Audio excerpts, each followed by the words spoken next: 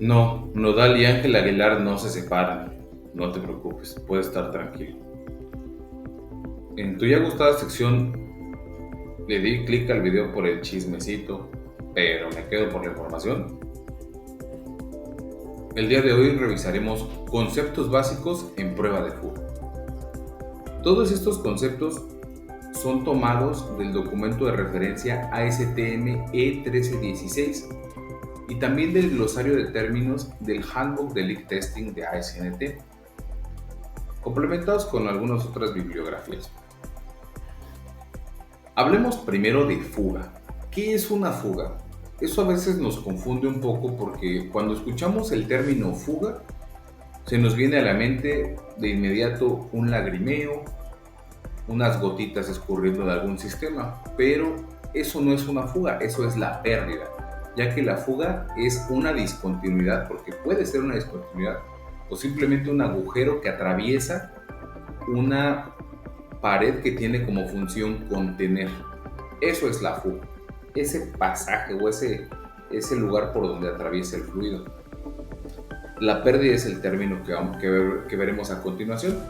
El término de leakage es asociado a pérdida, pero haciendo énfasis en pérdida de fluido. La cantidad medible de fluido escapando por una fuga. Eso es leakage. Y es diferente de pressure loss, ya que pressure loss habla del descenso en la presión. ¿Por qué es importante identificar o diferenciar ambos términos? Porque en el idioma español, cuando hablamos de pérdida, lo utilizamos de forma indistinta para pérdida de presión o pérdida de fluido. En el idioma inglés se asocia leakage a pérdida de fluido, mientras que una disminución de presión no está necesariamente asociada a una fuga. Me explico. Cuando hacemos la prueba de un equipo para verificar su hermeticidad o también su resistencia, lo vamos a ver más adelante, se habla de sistemas termodinámicos. Es un sistema donde podríamos tener variaciones de presión y temperatura. Entonces, si disminuye la presión, puede ser por una disminución en la temperatura del sistema. Entonces, eso se tiene que asegurar o se tiene que hacer una identificación de si ese descenso en la presión es atribuible o no a una fuga a través de la inspección visual. Por eso, ojo con la inspección visual dentro de la prueba de fuga. Después hay otro término que también es interesante que habla de leakage rate, que es la tasa o velocidad de pérdida. Esta tasa de flujo de un fluido puede ser líquido o gaseoso que atraviesa una fuga a una temperatura dada como resultado de una diferencia de presión. Es decir, que cuando nosotros tenemos una fuga, por la diferencia de presión que existe en la región interna y la región externa, siempre vamos a tener un desplazamiento del fluido, al menos hasta que se igualen las presiones. Cuando tenemos un sistema a una presión mayor en la parte interna que en la parte externa, vamos a tener una pérdida. Mientras que cuando tenemos una fuga en un sistema y este sistema está al vacío, entonces está a una presión menor que la externa. Entonces el fluido siempre se va a desplazar de la región de mayor presión hacia la de menor. Dicho esto, retomamos el término de leakage rate y este es asociado normalmente a los criterios de aceptación, ya que en algunos documentos se menciona leakage como no visible leakage, es decir, no se permiten pérdidas visibles durante la prueba. Pero en otros sí nos mandan al leakage rate, que habla de la tasa de pérdida, ejemplo en las válvulas de retención como en válvulas de sello metal-metal, nos mandan al documento de referencia ISO 5208, donde se establece el criterio máximo de pérdida de fluido permisible, dado en burbujas, gotas o milímetros cúbicos por segundo. Es ahí donde lo utilizamos. El siguiente término es prueba de presión hidráulica, que es un término algo genérico. Cuando lo revisamos en los documentos de referencia, nos envía directamente a revisar el término de prueba hidrostática. Te dice, es igual que la prueba hidrostática. Entonces, ¿qué es una prueba hidrostática? La prueba hidrostática en prueba de fuga, como prueba de fuga, se considera que cuando se llena un equipo con un fluido líquido, generalmente es agua, pero no necesariamente.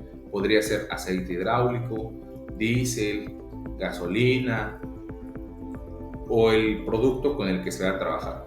Me ha tocado escuchar cosas tan raras como pruebas hidrostáticas con jugo de uva. ¿Por qué el jugo de uva? Bueno, pues porque en este caso el sistema era para un viñedo y se iba a probar para un viñedo, entonces no se permitía un fluido diferente al producto con el que iba a trabajar el sistema, pero la variedad puede ser amplia. Esto solamente como un ejemplo algo chusco, ¿no? O menos común del que de repente escuchamos. Entonces, en ocasiones se necesita meter presión adicional, pero no siempre. Una prueba hidrostática podría ser simplemente llenar con el fluido líquido y dejar que la presión de la columna hidrostática haga lo suyo. En ocasiones eso es suficiente. Cuando hablamos de prueba de fuga, leak testing, hablamos de cualquier prueba que nos ayude a detectar, localizar o medir la tasa de pérdida en un sistema. Que no es lo mismo detección, o podemos utilizar algunos equipos detectores, a localizar físicamente, como las pruebas que se hacen con burbuja, ¿vale? Son específicamente para localizar. Las de detección podemos ocupar detectores de gases específicos, o bien para la medición de la tasa de pérdida podríamos utilizar técnicas como la de cambio de presión. Y viene diferente o es diferente el término al de Pressure Proof Testing, que es una prueba donde ya se somete al equipo a una presión significativamente más alta. En prueba de fuga, hazme sección 5, artículo 10, párrafo T1044 menciona que si no tenemos la presión del sistema identificada, o el documento de referencia no nos dé alguna presión para el sistema, entonces no se prueba una presión mayor a la de el 25% de la diseño. Mientras que las proof testing siempre se hacen a una presión superior a la de diseño, por lo cual ya no se consideran pruebas no destructivas y son pruebas de desempeño para verificar la resistencia del equipo y que el equipo pueda soportar condiciones todavía más severas. En otro video hablaremos de la diferencia entre leak testing, proof testing y pruebas hidrostáticas para destrucción. Después hablaremos de otros términos que no se nos pueden pasar porque son súper básicos. El primero es presión. La presión es una fuerza que se ejerce de forma perpendicular sobre un área. Y tenemos otros términos asociados como presión atmosférica, presión manométrica y presión absoluta. La presión atmosférica es la presión que se ejerce sobre la Tierra, es la presión que ejerce la atmósfera sobre la Tierra. Recordemos que nosotros estamos inmersos en un fluido. Este fluido pesa y ese peso ejerce una presión sobre los cuerpos. A pesar de que nosotros no podamos identificarlo de forma quizá tan intuitiva, se está ejerciendo una presión. Así como cuando nosotros entramos a la alberca y sentimos la presión del agua a cierta profundidad, cómo pesa el agua ya sobre nosotros, pasa lo mismo con el aire. El aire a una altura mayor pesa un poco menos que cuando estamos a nivel medio del mar. La presión atmosférica está tasada en 14.7 psi a nivel medio del mar. Después seguimos con el término de presión manométrica. La presión manométrica es la presión medida o toda presión por arriba de la presión atmosférica. Esta presión la podemos identificar en manómetros convencionales. Y seguimos con la presión absoluta. La presión absoluta, en términos muy simples, será la suma de la presión atmosférica más la manométrica. En un ejemplo muy burdo, si nosotros tenemos un sistema el cual presurizamos a 100 psi y nosotros identificamos plenamente los 100 psi en el manómetro, su presión absoluta será de 114.7 psi o psia de presión absoluta. A menos que, eso tasado a nivel medio del mar, aunque en estricta teoría se debería de medir con un barómetro la presión atmosférica para poder determinar esa presión absoluta o utilizar un manómetro de presión absoluta. Espero que la información te haya sido de utilidad y nos vemos hasta la próxima. Chao.